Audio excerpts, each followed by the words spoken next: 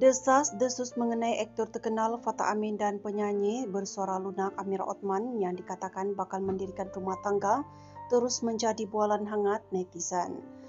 Terbaru kepada pengurus Fatah Amin iaitu Acha tampil bersuara selepas ditanya peminat ketika bersiara langsung di TikTok.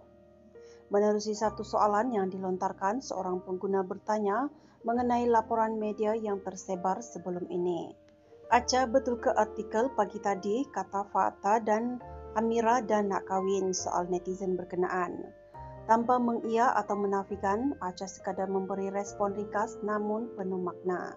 Doakan yang baik-baik, jawab Acha sambil tersenyum. Jawapan tersebut sekaligus mengundang reaksi pelbagai dalam kalangan peminat, malah ramai yang mula memberikan spekulasi sendiri seolah-olah memberi bayangan bahawa berita itu adalah benar. Meninjau ke ruangan komen, rata-rata netizen meluahkan rasa teruja serta mendoakan yang terbaik buat pasangan ini. Alhamdulillah, kalau dah Acha cakap macam tu, faham-faham je lah ya. Tak sabar, tulis seorang pengguna. Tak sabar lelaki baik untuk wanita yang baik.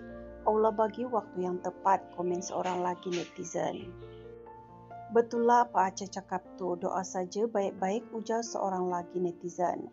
Untuk rekod, sebelum ini sebuah portal hiburan telah melaporkan bahawa Fatah dan Amira dipercayai sedang menghitung hari bahagia mereka.